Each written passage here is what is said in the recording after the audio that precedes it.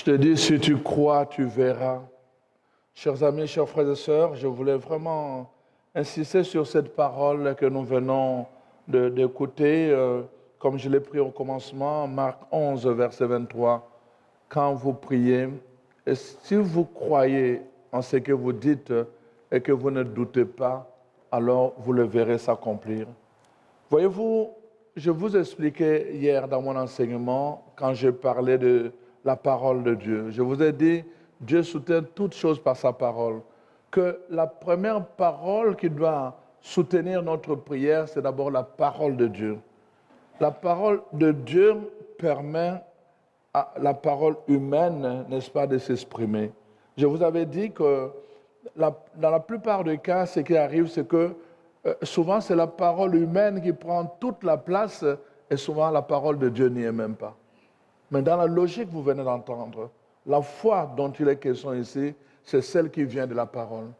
La parole de Dieu, c'est parce que Dieu a parlé, c'est parce que tu as parlé, c'est parce que tu as promis, c'est parce que tu as prophétisé, Seigneur, que moi je parle et que moi je prie. C'est ça la logique. Si tu crois, tu verras. J'ai cru, c'est pour cela que je parlais. J'ai cru parce qu'il y a une parole que tu as dégagée. Il y a une parole que tu as libérée. J'ai cru parce qu'il y a une prophétie. J'ai cru parce qu'il y a une promesse que tu as faite. C'est pour cela que je parle. Je ne parle pas à partir de ma propre parole, mais je parle parce que d'abord il y a une parole de Dieu qui a donné une promesse, qui a donné une prophétie. J'ai cru, c'est pour cela que je parlais. Voyez-vous l'ordre que je vous expliquais. Il y a d'abord la parole de Dieu qui précède, ensuite la parole humaine est soutenue par la parole de Dieu. Alors donc, quand nous comprenons ces choses, notre façon de prier change. Voyez-vous, Dieu ne se laisse pas mouvoir par la parole. Nous ne faisons pas advenir non plus de choses parce que nous parlons. D'ailleurs, Jésus lui-même le dit dans l'évangile de Matthieu, chapitre 5. Il dit, vous, quand vous priez, ne rabâchez pas. Ce n'est pas à force de multiplier des paroles que vous allez changer les choses. On ne change pas, on ne peut pas changer ou mouvoir les choses, faire advenir les choses simplement à force de paroles. On peut mouvoir et faire advenir des choses, c'est par rapport à la foi. On peut prier avec des paroles, mais pas et prier sans foi. Ça arrive aussi. On peut chanter avec des paroles et chanter sans la foi. Ça arrive aussi. C'est normal, ce n'est pas nouveau. Il n'y a rien de nouveau. Donc, ça peut arriver. On peut même faire des choses, j'ai déjà expliqué à plusieurs reprises comment parfois ça m'est arrivé dans des situations où j'avais peur de la noirceur pour traverser une avenue. J'avais peur de la noirceur et puis là, j'ai commencé à chanter. Ce n'était pas basé par la foi, non, c'était basé par la peur. C'est la peur qui soutenait mon chant, ce n'était pas la foi. C'est parce que j'avais peur. En fait, quand je chantais, ce que je voulais m'entendre moi-même, comme s'il y avait quelqu'un d'autre qui était avec moi, et ça me donnait cette assurance-là qu'il y a quelqu'un d'autre qui était avec moi, et puis j'avançais comme ça. Heureusement que Dieu est Dieu.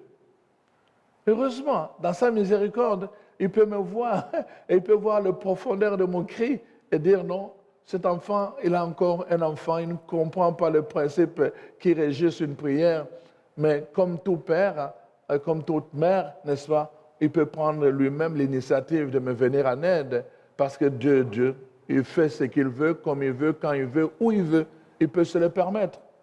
Et c'est ça l'avantage que nous avons avec Dieu. Toutefois, nous ne pouvons pas miser toute notre vie chrétienne sur cet avantage. Parce que la parole de Dieu nous donne le principe. La parole de Dieu nous établit l'ordre. Comment nous devons, en tant qu'enfants de Dieu, si nous voulons toucher le cœur de Dieu, nous n'avons pas besoin de pleurs. Ce n'est pas avec des pleurs que nous allons toucher le cœur de Dieu. Ce n'est pas avec des lamentations que nous allons toucher le cœur de Dieu. Ce n'est pas non plus avec des murmures que nous allons toucher le cœur de Dieu. Dieu a établi des principes pour que si nous voulons toucher son cœur, que nous puissions passer par la parole qui produit la foi. C'est pour cela que si nous croyons, Jésus dit, ayez foi en Dieu. Si nous croyons, nous pouvons déplacer beaucoup de choses. Si nous croyons, nous allons voir. Nous allons voir des choses impossibles dans notre vie de tous les jours. Nous multiplions beaucoup de paroles dans notre prière, beaucoup de paroles, mais des paroles qui restent humaines et parfois des paroles qui ne sont pas soutenues par la parole de Dieu. Voyez-vous, je me rappelle, j'étais à un endroit, les gens priaient, mais vraiment de bonne foi, et puis, voyez-vous, quand on ne comprend pas l'ordre, encore là, je dis, heureusement que Dieu est Dieu, c'est des gens, bon, ils étaient dans un contexte de gens qui n'avaient pas la compréhension nécessaire, un contexte vraiment très, très, très rural, où les gens qui n'avaient pas suffisamment la connaissance. Alors, j'étais surpris dans leur prière, ils demandaient à Dieu de demander à Maman Marie de l'ordre, c'était l'ordre. Dans leur prière, ils demandaient à Dieu de demander à Maman Marie de venir veiller sur... il y avait une famille qui avait... Leur intention était là. Alors les gens commençaient à donner des intentions. Et cette dame-là, c'est ça qu'elle a dit. Elle priait à Dieu de demander à Maman Marie donc de venir veiller sur l'enfant dont il était question dans leur intention. Mais comme je dis encore, heureusement que Dieu est Dieu. Il pouvait comprendre dans sa profondeur, en fait, qu'est-ce que cette femme désirait réellement. Mais nous ne pouvons pas, comme enfants de Dieu, continuer à prier au hasard. Dieu nous donne sa parole pour nous apprendre. Pour nous apprendre, exactement comme des parents dans une famille. Quand l'enfant commence à dire des choses, on leur dit non, on ne parle pas comme ça. Il y a des expressions comme ça. Il y a quelqu'un qui m'a induit en erreur quand j'étais à Bourgette. Il m'a dit une expression mais, qui se disait, mais ça ne se dit pas. Mais enfin, imaginez-vous, l'expression est belle, je ne le dis pas ici. L'expression est belle, mais ça ne se dit pas. Et moi, imaginez-vous, je l'ai dit dans l'église. Les gens ont fait « Oh !» Et tout de suite là, après la messe, je ne sais pas, tout le monde qui venait me saluer me disait ça. « Monsieur le curé, vous ne devez pas dire ça. » Moi, je me pose, qu'est-ce que j'ai dit de mal? Mais ils m'ont rappelé, ils disent non, le sens de cette phrase-là, c'est pas bon. La personne qui me l'a appris m'a joué un tour. Voyez-vous, il n'était pas sincère. Donc, on peut mal parler, mais avec toute la bonne foi, mais on corrige. La communauté m'a corrigé que cette expression n'était pas bonne. La parole de Dieu est là pour nous corriger. Que prier en jouant, n'est-ce pas, et en tâtonnant, ce n'est pas une bonne chose. Dieu nous donne dans sa parole des principes qui nous permettent d'apprendre à prier convenablement. Pourquoi j'ai choisi ce thème? C'est pour vous faire prendre conscience, chers frères et sœurs, notre monde aujourd'hui est saturé de discours. Tout le monde sait que Dieu existe, même les païens. Ils savent que Dieu existe. Pour nous chrétiens, ils savent ça. Ils savent que Jésus est venu ici sur la terre, ne serait-ce comme une histoire. Ils savent ça, qu'il est mort sur la croix. Ils savent ça, ne serait-ce comme une histoire. Ils savent tous ces détails. Ils n'en ont pas besoin. Les gens aujourd'hui n'ont pas besoin que vous puissiez leur dire, venez à l'église. Écoutez, entre nous là, ils vont venir à l'église pour voir quoi? Pour voir quoi? Donc, c'est important. Aujourd'hui, vous pouvez l'accepter ou pas. Moi, je ne viens pas imposer quoi que ce soit, mais je vous dis vraiment, de par l'expérience, je voyage beaucoup pour prêcher. Les gens veulent voir. Je vous ai dit, Hébreux 11, 1, que vous parlez de Dieu avec assurance, et deuxièmement, ils veulent voir une démonstration de votre Dieu. On ne peut plus se contenter simplement de venir à l'église, faire notre signe de croix au début et puis à la fin, et puis partir et faire comme si de rien n'était. Non, ce n'est pas ça que les gens... Ah mais toi, pourquoi tu ne viens pas à l'église? Les gens n'en veulent absolument pas. Ils veulent voir. Si vous dites que vous croyez, la foi, croire, c'est voir. Les gens veulent voir. Qu'est-ce que votre relation avec Dieu a changé dans votre propre vie? Et quand vous dites que Dieu est vivant, quelle est l'expérience que vous-même vous pouvez donner de cette puissance de Dieu dans votre propre vie? Donnez un peu une expérience à votre enfant. Donnez une expérience à votre ami à qui vous dites venez à l'église. Dites-lui, voici moi, dans ma vie personnelle, j'étais dans telle situation, j'ai prié Dieu, voici la démonstration que Dieu m'a faite à partir de sa parole est vérité fidèle. Voici mon expérience à moi. Dites-le aujourd'hui, dites-le là où vous êtes. Quelle est votre expérience d'un Dieu vivant dans votre propre vie? Quelle est votre expérience à vous? Qu'est-ce que vous pouvez dire aux gens? Leur dire pour qu'ils voient dans votre vie que Dieu est agissant et que ça vaut la peine de venir rencontrer ce Dieu-là. La foi, ce n'est pas une affaire de venir à l'église et puis sortir. Non. Vous voyez bien que la Bible définit la foi différemment. On doit avoir une assurance en vous. Devant des situations, quand est-ce que les gens voient qu'il y a une assurance? Regardez un exemple dans le domaine médical. Comment les gens arrivent à apprécier un médecin? Ce n'est pas dans les situations normales là, où il faut prescrire un Tylenol et tout le reste. Non, pas du tout. Il y a un accident qui arrive là, un accident grave. Tout le monde se demande comment il va s'en sortir. On amène le premier cas.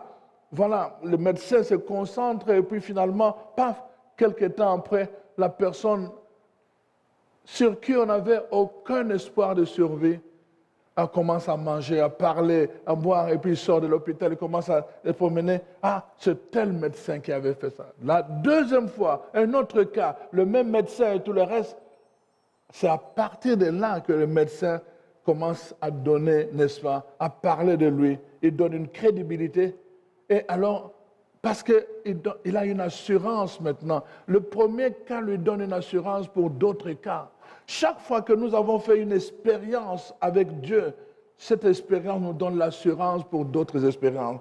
En d'autres termes, quand j'ai vécu une expérience personnelle dans ma vie de foi, ça nourrit mon espérance, ça nourrit ma foi pour que quand je rencontre une autre expérience et une réalité devant moi, à cause de la première expérience, je peux affronter une deuxième expérience. On voit par exemple David. Quand David vient, il est devant, il arrive, toute une armée devant un géant qui s'appelle Goliath.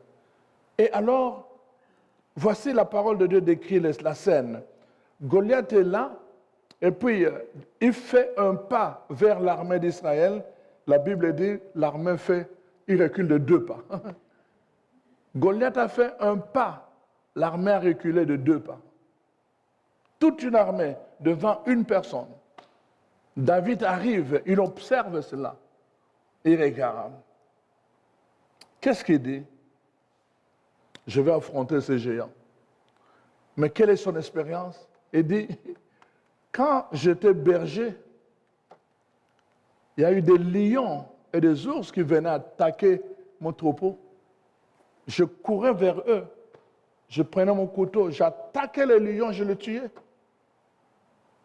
J'attaquais l'ours, je le tuais. Le Dieu qui m'a sauvé des griffes de lion et de l'ours, le Dieu avec qui j'ai fait une expérience, va me permettre maintenant de combattre ce géant Goliath. Et dit, toi, je veux qu'aujourd'hui tu saches qu'il y a un Dieu en Israël. La guerre de parole qui était en même temps une guerre de foi. Aujourd'hui même, là où l'armée reculait de 2 pas, David a avancé et il est allé. Nous connaissons tous les résultats. Il a attaqué le chef de Philistins et toute l'armée de Philistins s'est dispersée en fuyant. L'expérience antérieure. Si tu n'as jamais eu une expérience dans ta vie de prière, si tu n'as jamais fait une expérience dans ta vie de foi, tu peux être malheureux devant des situations et même tomber dans le désespoir. Parce que tu ne sauras pas comment faire confiance quand la situation perdure, parce que tu n'as pas une expérience antérieure. Les gens veulent que tu leur parles. Parle-moi de ton expérience avec Jésus. Parle-moi de ta rencontre avec Jésus. Parle-moi de ce que ta foi a produit. Qu'est-ce que je peux voir de ta vie de foi? C'est ça la question à laquelle nous devons répondre. Qu'est-ce que je peux voir de ta vie de foi? Le monde veut entendre ça. Répondez à cette question, alors vous répondrez à votre foi. N'appelez pas les gens pour venir à l'église, pour venir à la messe. Ils vont venir pour faire quoi? Non, les gens veulent voir. Ils veulent voir, ils veulent comprendre que le Dieu que vous priez a déjà fait quelque chose pour vous-même, qu'il a transformé quelque chose en vous-même et que vous pouvez, avec une expérience. Paul était, avant, il était un persécuteur, il a fait peur aux gens. Pour que les gens l'acceptent, ils ont vu de fait. On a vu Paul, il a témoigné comment lui-même sa vie a viré à 180 degrés, mais on a vu aussi la main de Paul qui dégageait une puissance. La communauté de Christophore, ce n'était pas juste une communauté qui venait juste pour pratiquer, non, c'était une communauté qui était attentive à cette dimension de voir. Les gens devaient voir, on le voit dans Actes 4, toute la communauté est rassemblée et ils commencent à prier. Qu'est-ce qu'ils disent dans leur prière? Seigneur Dieu, voici comment tes apôtres sont menacés. Dans cette situation, nous ne pouvons pas nous contenter juste de dire Dieu est bon. Nous ne pouvons pas nous contenter de dire Dieu existe. Nous te prions dans cette situation. Alors, manifeste ta puissance. Donne-leur l'assurance quand ils annoncent ta parole et manifeste ta puissance dans leur ministère pour qu'il y ait des guérisons, qu'il y ait des miracles, que les gens voient que tu es vivant. Les premières communautés étaient conscientes de cela. Ils ne pouvaient pas attirer les gens, juste leur dire « Jésus est ressuscité, venez ». Non, ils leur donnaient la possibilité d'expérimenter ce qu'eux-mêmes avaient expérimenté. Croire, c'est voir. Arrêtons de penser que croire, c'est juste réciter. Croire, c'est voir. Nous devons répondre à cette question fondamentale. Que Dieu est en nous, qu'il existe, que si Dieu existe, alors il est capable de faire. Nous devons être capables, non seulement nous-mêmes de dire, voici, nous avons, à cause de Dieu, à cause de notre foi, à cause de la parole de Dieu, Dieu s'est manifesté de cette façon, mais il faut qu'il y ait aussi des personnes qui témoignent.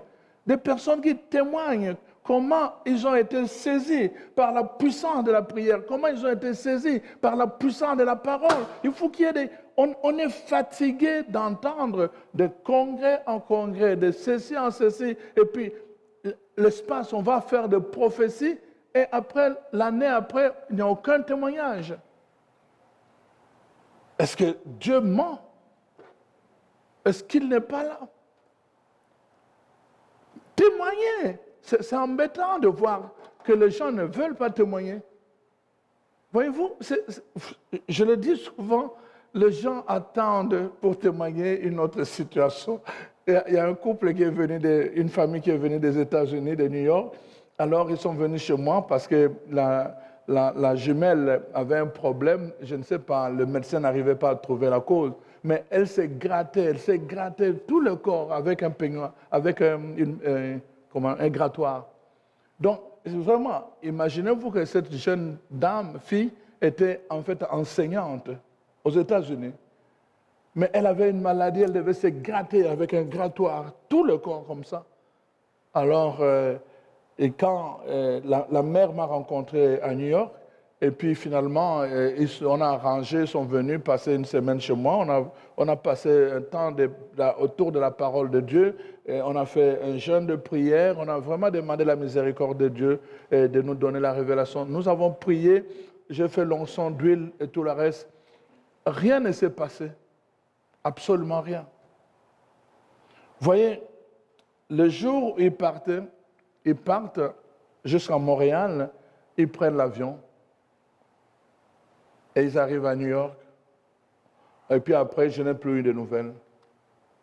Quelque temps après, la mère m'appelle et dit « Oh, voilà, on voudrait revenir. » Je dis « Pourquoi ?»« Oh, l'autre jumelle a des problèmes, des cœurs, tout ça. Le médecin s'inquiète pour que vous puissiez prier. » Sa sœur dit mais écoutez, le prêtre, il a prié pour moi, j'ai été guéri. Sûrement, s'il prie pour toi aussi, tu vas être guéri. J'ai dit, elle est guérie? Elle dit, mais oui, le même jour, quand on a pris depuis qu'on avait pris l'avion, elle n'a plus jamais, elle n'est même plus retournée voir le médecin. J'ai dit, ah bon? Hein? Et là, vous m'appelez parce qu'il y a un autre cas. Hein? Vous pensez que Dieu, on l'utilise comme ça?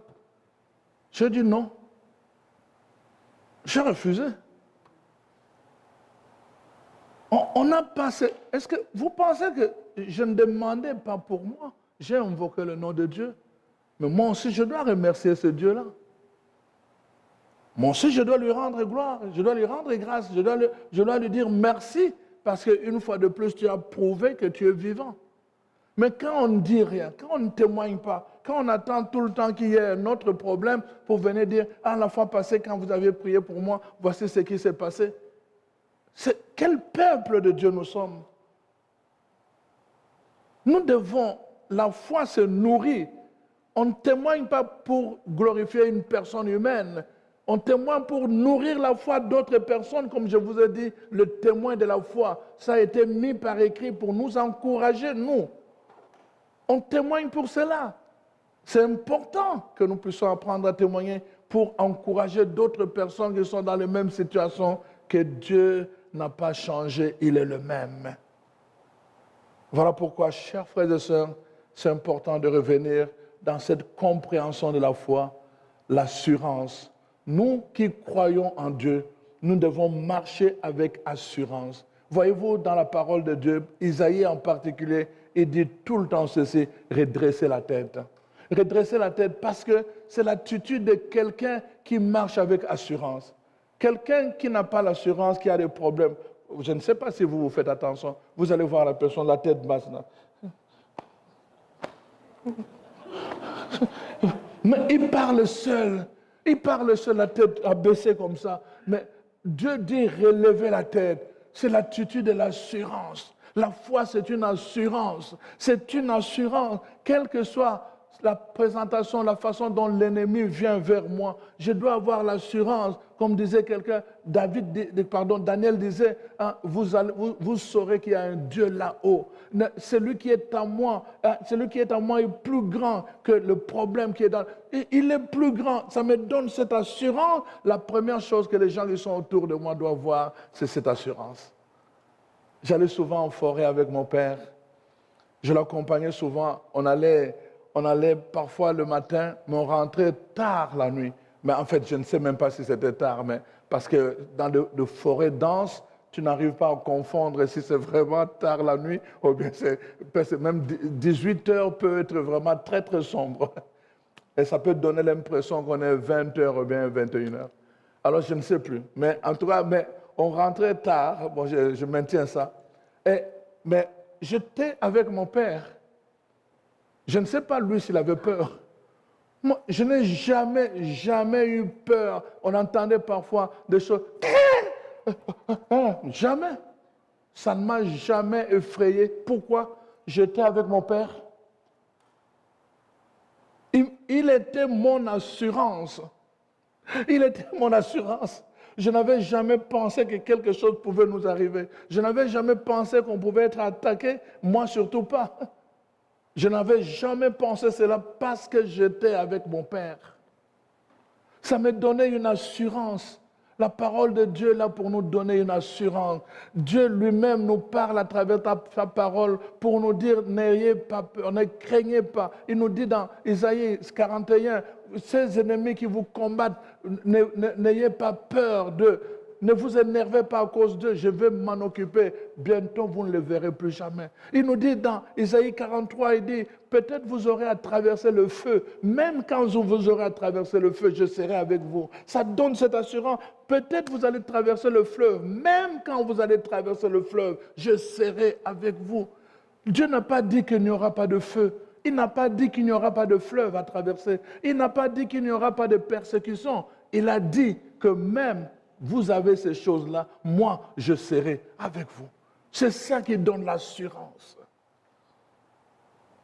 Alors, voyez, le prophète Élie après avoir confronté 450 prophètes de Baal alors qu'il était seul, il a parlé avec assurance devant tout un peuple, avec assurance. Quand le peuple a vu cela, à la fin, le peuple a dit, c'est ton Dieu maintenant que nous choisissons de suivre. Tu nous as parlé avec assurance. La foi, c'est une assurance et une démonstration. Et alors après, il est allé sur le mont Carmel. Quand il est arrivé là-bas, il a mis sa tête dans ses pieds et il a commencé à prier. Parce que la foi, on appelle à l'existence des choses qu'on ne voit pas. Il a fermé ses yeux. Il a commencé à prier. Il a commencé à prier. Il appelait à l'existence la pluie qui avait disparu pendant 3 ans. Et la parole de Dieu nous dit, quand il a ouvert les yeux à la fin, après 7 fois, c'était une pluie torrentielle qui a duré 3 jours. Il l'a appelé à l'existence par la foi. Quelle que soit la sécheresse dans votre vie, dans votre famille et dans les événements que vous vivez, je peux vous dire, Dieu vous a donné une arme puissante et efficace. Vous pouvez fermer les yeux et appeler à l'existence des choses que vous ne voyez pas. Mais vous devez croire. Alors, soyez bénis, chers frères et sœurs. Vraiment que cette parole puisse vous fortifier, vous encourager. Ne doutez pas, Dieu est avec vous, il est fidèle et il soutient toutes choses par sa parole. Alors vous, ayez la foi et vous verrez ce que vous croyez. Soyez bénis. Amen. Qui créa l'univers, Viens en nous, ô Saint-Esprit. tu fais jaillir la vie et la lumière, viens en nous, ô Saint-Esprit, pour qu'éclate 1 million de couleurs, viens en nous, ô Saint-Esprit.